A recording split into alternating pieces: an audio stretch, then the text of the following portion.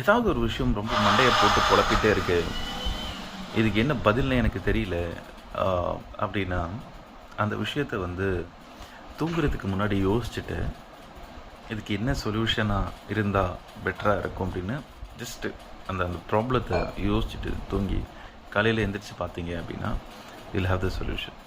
நம்ம subconscious brain இருக்குல்ல, அந்த சப்கான்ஷியஸ் பிரெயின் வந்து நம்மளுக்கு ஆன்சர் சொல்லும். டெஃபினட்டாக மறுபடியும் அதை கான்ஷியஸ் பிரெயின் கூட நம்ம டிஃப்ரென்ஷியேட் பண்ணிவிட்டு தென் நம்ம வந்து அதை வந்து அப்ளை பண்ணலாம் நம்ம லைஃப்பில். தீர்க்க முடியாத சொல்யூஷன் அப்படிங்கிறது எதுவுமே கிடையாது. ஈவன் இந்த வார பெரிய பெரிய பொலிட்டிக்கல் விஷயங்கள் எல்லாமே வந்து தீர்க்க முடிஞ்சிருக்கு.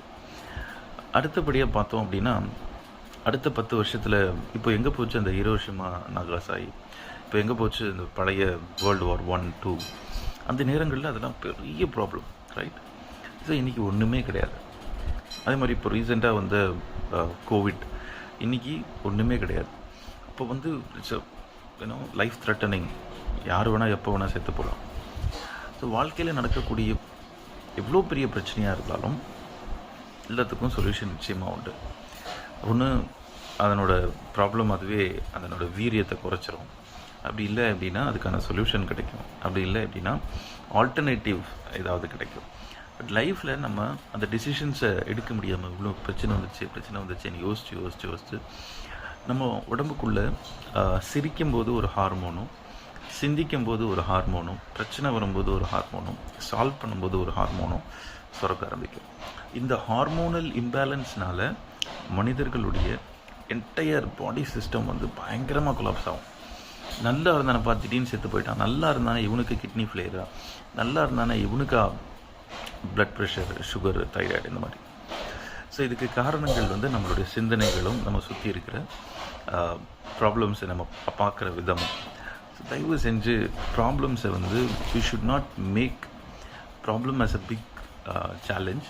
ஸோ அந்த பிரச்சனையை வந்து ஒரு பெரிய விஷயமாக பார்க்காம ஓகே பார்த்துக்கலாம் அப்படிங்கிற அந்த ஒரு விஷயமாக பார்க்கணும். இந்த விஷயத்தில் பெரிய ஒரு எக்ஸாம்பிளாக நான் தோனி பார்ப்பேன்.